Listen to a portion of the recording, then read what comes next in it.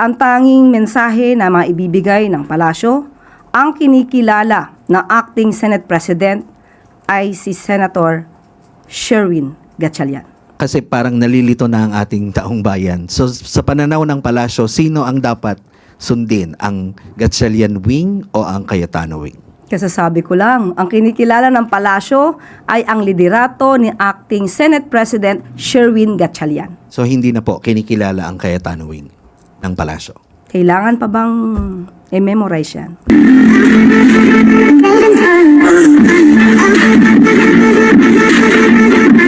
At maaari na po akong tumanggap na inyong mga katanungan. Unang tanong mula kay Ann Soberano, Bombo Radyo.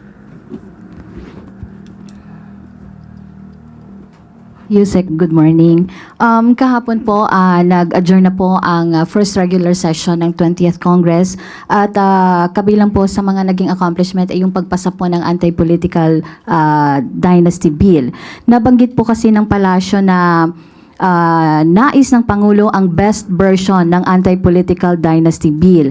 Ngayong approved na po ito sa House of Representatives na nagbabawal sa magkakamag-anak hanggang second degree of consanguinity o affinity. Sapat na ba ang version na ito para sa Pangulo o may mga particular na provision po siyang nais makita bago niya ito pirmahan? May version ang House of Representatives, may magiging version din po ang Senado. So, titignan po ng Pangulo dahil pag ito po ay naipasa na at napakita na po sa Pangulo, ay titiyakin po na ito ay isa sa magiging priority bills. Dahil ito po talaga ang nais ng Pangulo na sa kanyang pamumuno ay maipasa ang anti-political dynasty bill. Ma'am, follow up. May mga kritiko kasing nagsasabi na baka daw ma-veto o hindi mapirmahan ang batas dahil mismong pamilya ng Pangulo ang may mahabang kasaysayan sa politika. So ano po ang katiyakan na lalagdaan ito ng Pangulo kapag tuluyan na pong nakapasa sa magkabilang Kongreso? Makikita niyo naman po talaga ang ibang mga tao na lamang magbigay ng negatibo sa Pangulo. Ang Pangulo nga po ang nagsabi na unahin ito. Nung nagkaroon ng pagpupulong, ang LEDAC, yan po ang tinutukan ng Pangulo. Kinausap niya po mismo, nandoon si Secretary or rather Senator Riza Ontiveros at nagulat po siya at sinabi po ng Pangulo na tutukan po ito at nais pong maipasa ito sa kanyang termino. Sunod na tanong mula kay Rafi Ayeng, Daily Tribune. Good morning, ma'am. Ma'am, sa patuloy na gulo ng politika sa bansa, tila na isasantabi nga yung mga problema, gaya ng mga OFWs na nasa piitan. Patuloy po ang pakiusap at panawagan ng pamilya ng 3 Pilipinong seaman na nakakulong at naghihintay ng kanilang sentensya sa Algeria. At may mga nakapila naman sa death row sa Saudi Arabia. Ano po ang nagawa ng OWA at DFA na patungkol dito? At ano po ang assurance ng palasyo para sa kanilang pamilya at sa ilan na nakapiit na Pilipino sa ibang bansa? Ayon na rin po sa utos ng Pangulo, ang DMW, pati na po ang DFA, ay ginagawa lahat ng paraan sa mga kababayan natin na nasasangkot sa mga kaso. At ayon na rin sa DMW, ito po ang kanilang ulat patungkol po do sa ating mga kababayan na nagkaroon ng kaso dito sa Algeria. Ito po ang kanilang mga mensahe. Number 1, the case of the remaining 3 Filipino seafarers in Algeria involving several kilograms of cocaine is still pending resolution in the court of Algeria. The DMW together with the DFA has provided the services of counsel for all 3 seafarers. The lawyers successfully worked on the dismissal of the case of 5 out of the 8 seafarers who were accused. The 3 remaining seafarers had their sentences reduced and are awaiting the results of the appeal. The DMW has arranged for the compassionate visits of the families of the seafarers during their detention and provided financial assistance to those who have been repatriated. The ship owner has been providing continuous remittances to the families during the period of their detention. The DMW is continuously monitoring the status of the case, and the Philippine government respects the judicial process of the People's Republic or People's Democratic Republic of Algeria as it pursues all legal avenues to protect the rights of its Filipino nationals who are currently detained. So yan po ang pinakahuling ulat po ng DMW. Follow up lang, wala po bang chance yung government-to-government approach? Ito po ay may kinalaman sa mga kaso. So, sabi nga po natin, ang gobyerno po natin ay gumagalang din po sa proseso. Thank you. Sunod na tanong mula kay Samuel Medinilla, Business Mirror. Good afternoon. Ma'am, itatanong lang po namin kung ano po yung napag-usapan sa meeting ni President Marcos with DOE officials last Tuesday. Opo, mahaba-haba po ang kanilang naging diskusyon at nag-ulat din po ang DOE. Napag-usapan nila po ay ang patungkol sa power supply and grid conditions in Luzon and the Visayas. So, the directive is to fix or normalize the situation the soonest possible time. At napag-usapan din po ang Catanduanes power situation and stockpiling project. So, marami pong pinag-utos ang Pangulo. Unang-una po ay dapat po na mapagawa o mabuild ang new power plants to increase increase energy production, to expand the transmission network and implement interventions to address problems delaying the construction of submarine cables and transmission lines. At sa lahat po na maaaring maging sitwasyon dahil sa di umanong issue sa power situation, ang utos po ng Pangulo ay mabilis ang aksyon at tignan din po kung ano po ang status ng mga proyekto at trabaho po ng NGCP. Ma'am, follow-up lang po. Doon po sa in-order ni Pangulo na pag-construct ng mga bagong power plants, ilan po yung nabigay niyang na power plants na kailangan i-prioritize po? Yan lang po muna ang pinag-utos ng Pangulo at titignan po natin ang pinaka-latest kung ano ang maire-report po ng DOE ni Secretary Sharon Garin. So, marami pa pong ibinili ng Pangulo. Nandito pa rin po. Ibinili niya po na dapat ang ERC ay mag-conduct ng performance review of the NGCP and ensure that it completes all its deliverables. So, yung iba pong mga detalye sa mga numero po ay ibibigay ko po sa inyo once po na nabigay sa atin ang pinakadetalye mula kay Secretary Sharon Garin. I-follow up lang rin po. Napag-usapan po ba doon yung inventory ng fuel supply ng Pilipinas? At saka kung meron rin pong na-discuss regarding doon sa fuel subsidy at saka doon sa service contract? Okay, sandali lang po at nandito po ang ilan. Nagkaroon po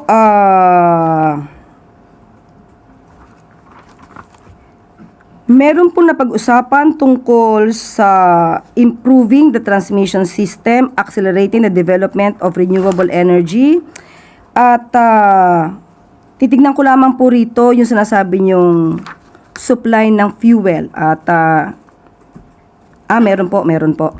Meron po napag-usapan dito tungkol sa as of May 29, 2026, the country has about 46 days worth of the fuel reserves.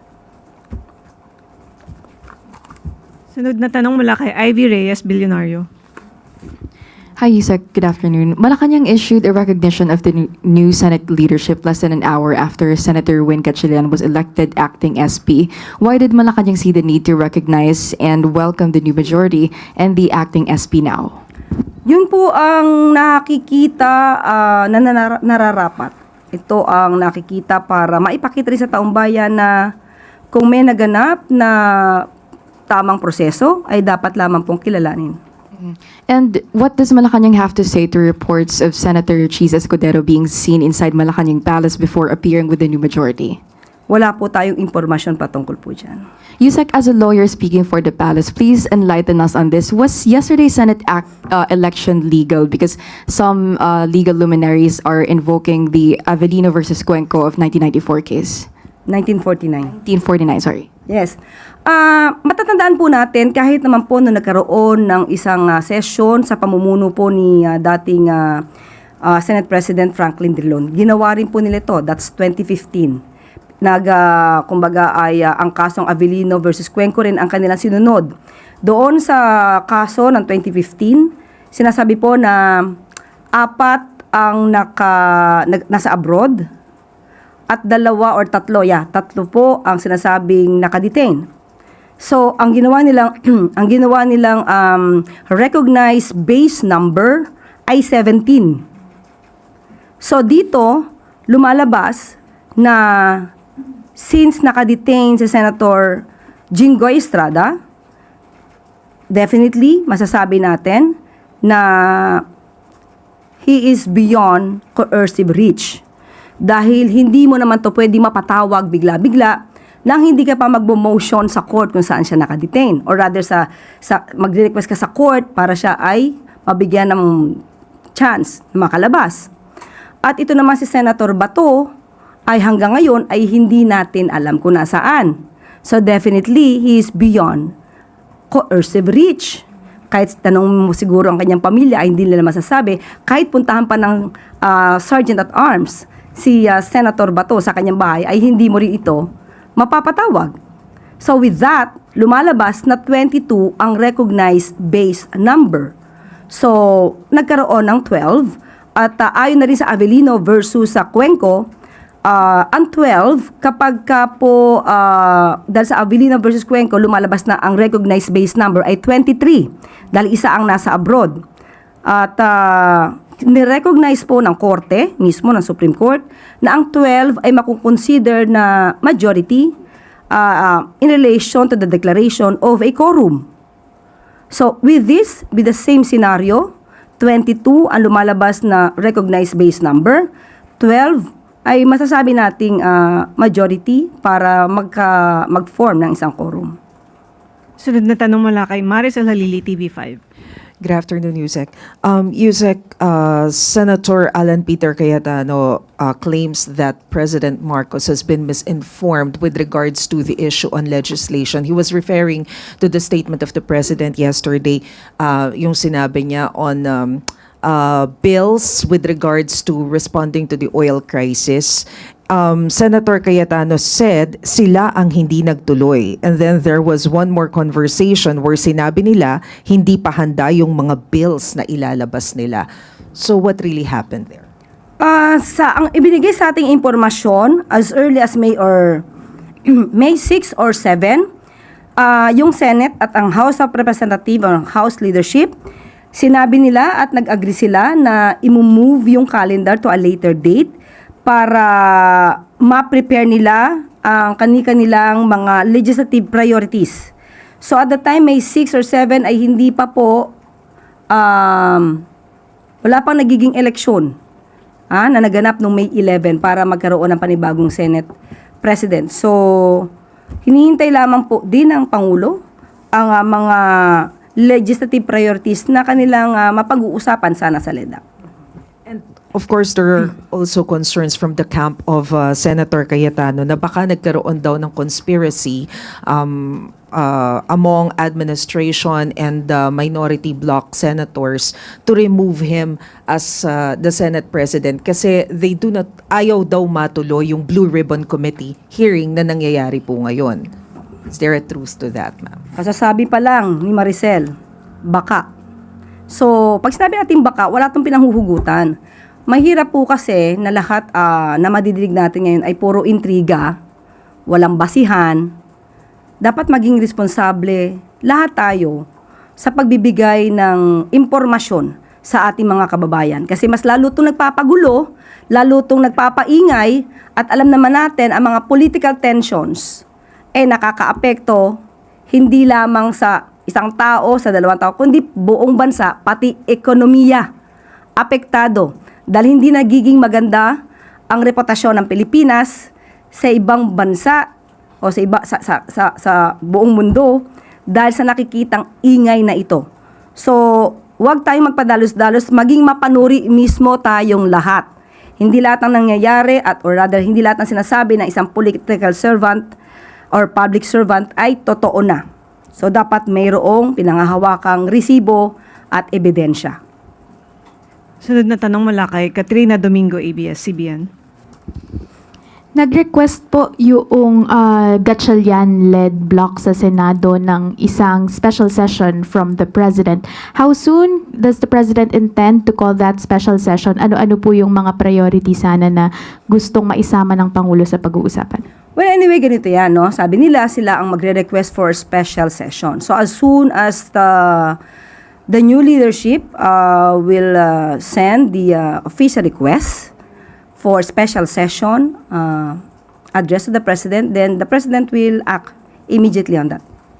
Pero ma'am, ngayon po nagkakaroon ng sort of battle of the memos doon sa Senado. Dalawang kampo po yung nagsesend ng mga memo doon sa mga empleyado kung ano yung dapat gawin, na most of the time magkaiba po yung nilalaman. Alin po dito sa mga ito yung mas inclined na sundin ng palasyo, and paano po ito makakaapekto doon sa Senate President na uupo doon sa sona ng Pangulo? Unang-una, yung internal problems ng Senado, dapat sila muna ang mag-sort out nito. Sila ang mag-settle ng anumang issues na kinapapalooban ng Senado. But as far as the palace is concerned, kinilala na po natin ang liderato ni Acting Senate President Sherwin Gatchalian. So, kung ano man po ang kanyang ibibigay na mensahe sa ehekutibo, yun po ang ating kikilalanin. Follow-up question mula kay Ace Romero, Philippine Star. But Yusek, is the President inclined to call for a special session? You said he will act immediately, no, if there's a request. So, magre-request sila. Is he inclined to call for a special session given that kahapon he was worried about the hampering of the legislative work? Yes, opo. Inclined ang presidente na to give in to the special request for or rather official request for the special session. Bakit? Kasi kung marami maaantala dahil sa mga nangyayaring ganitong kaganapan, hindi po nais ng Pangulo na magkaroon ng pag-antala sa trabaho ng Senado. Provided lamang po ang official request ay dapat po rin na kinapapalooban ng valid grounds for the calling of a special session. So he mentioned yesterday the need for a supplemental budget and other measures that will assist those affected by the Middle East crisis. What other bills will he push for in case nagkaroon nga ng request for special session? Tignan po natin muna kung ano yung special request nila. Kasi ang gusto po talaga ng Pangulo sa ngayon, ito ang isa sa mga priority bills niya po talaga yung anti-political dynasty. Gusto niya po talaga ito maipasa. Salamat po. Follow-up question mula kay Ivan Mayrina, GMA7. Ma'am, just before we started the briefing, lumantad po sa hearing na isinasagawa sa Senado si Bernard Tube, isa po sa mga dating Marines na nagtatrabaho daw sa Zaldico, and claimed that he, along with the former Congressman Zaldico, delivered maletas of cash to the residence of President Marcos in Paway, Ilocos Norte. Ano ho masasabi niyo rito? Anong ebidensya? I didn't see anything presented, but he made that direct accusation against the President. Pakita mo na nila yung ebidensya. Madali kasi magturo. Lalo na kung ang balak mo lang naman talaga ay manggiba at magsilbing isang obstructionist or destabilizer. So, dapat patunayan nila, bigyan nila tayo ng dokumento at hindi yung salita lamang. Sunod na tanong, Harley Valbuena, IBC 13.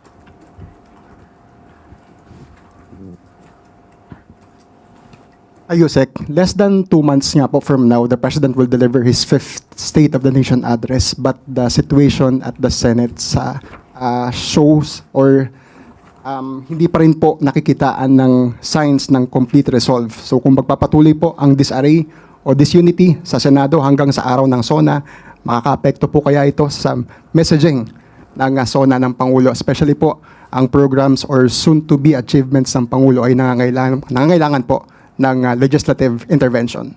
Maaari maapektuhan pero ang Pangulo po ay tutok pa rin sa kanyang mga adhikain, sa kanyang mga nais na i-push na mga bills para sa taong bayan. Ito ay magiging suliranin nila na lamang, no? Magiging problema na lamang ito ng Senado. So dapat talaga ay umaksyon ang kung sino ang dapat na authority umaksyon sa Senado. So sa ngayon sinasabing po natin, ang kinikilala po natin ay ang pamumuno ni Acting Senate President Sherwin Gatchalian.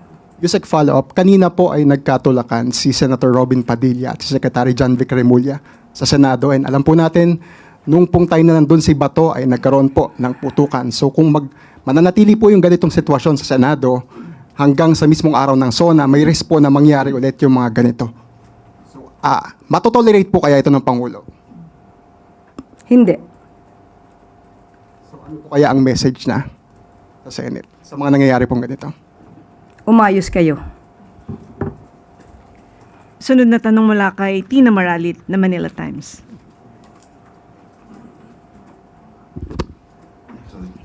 Ma'am, good afternoon.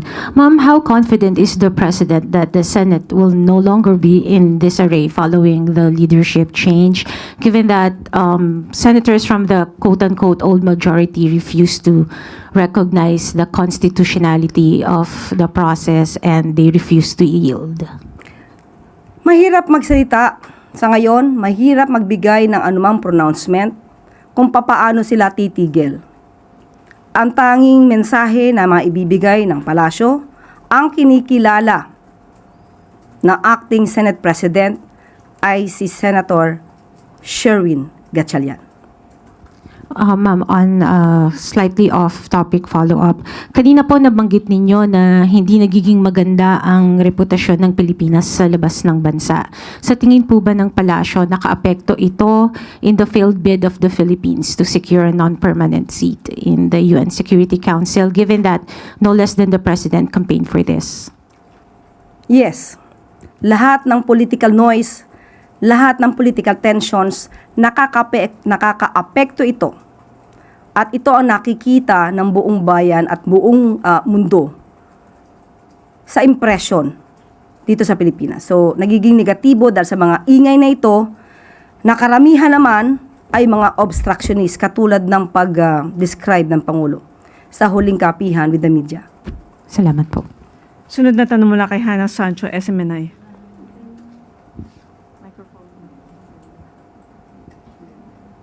Hi, Yusek. Follow-up question dun sa pagpunta po ni Secretary Remulla doon. Aware po ba yung Pangulo or was there an instruction from the President to the DILG Secretary kung bakit nandoon po siya sa premises ng Senate and tila hinaharang po niya yung pagpasok ng mga senators who were guiding the ex-Marines inside the premises of the Senate po? Sa ngayon, wala tayong alam sa buong pangyayari. Mahirap mag-speculate. So, tingnan na lamang po natin kung anong buong naging kaganapan dyan, ba't nagkaroon ng ganong kaguluhan. But categorically po, wala naman pong balak ang Pangulo na harangin po yung mga Marines, Attorney Levy Baligod na makapasok sa Senate and for the Blue Ribbon Committee na i-conduct po yung hearing. Hindi po trabaho ng Pangulo ang mangharang ninuman.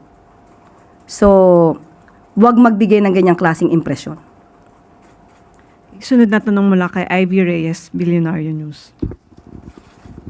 Yusek, the deadlock in the Senate seems to be retained with a new minority rejecting Senator Win Gatchalian as acting SP.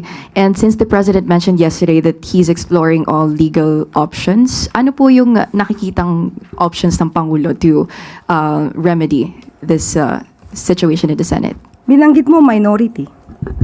Right? So you're referring to the group of Senator Alan Cayetano? So the minority is now the group of Senator Alan Cayetano. So sino ba dapat na masunod? Majority o minority? Kung mayroong mangyayaring botohan, mayroong mangyayaring pagdidesisyon, kaninong boto ang dapat manaig? Minority ba o majority? Siyempre majority rules. Ito na rin po ang sinabi, isi-cite ko na rin po ang kaso ng Avellino versus Cuenco. May parte po doon sa desisyon na napaka-importante at babasahin ko po sa inyo.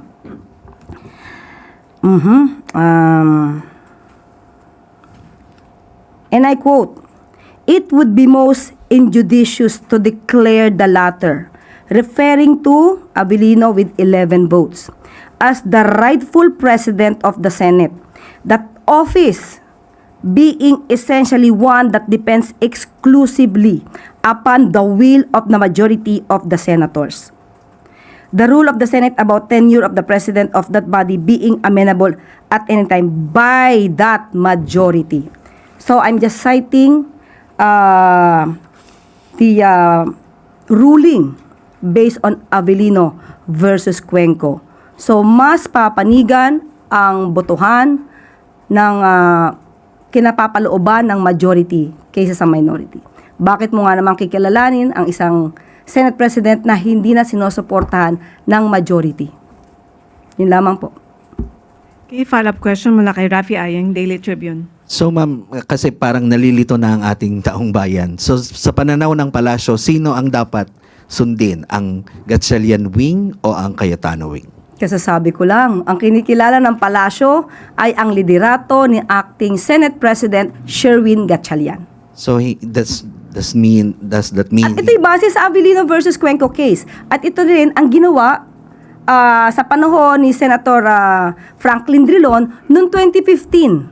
So tayo naman ay umaayon lamang din sa jurisprudence, sa batas at sa rule of law. So hindi na po kinikilala ang Cayetano wing ng palasyo? Kailangan pa bang i-memorize yan? Thank you. Okay, wala nang tanong mula sa Malacanang Press Corps. Dumako tayo sa regional media.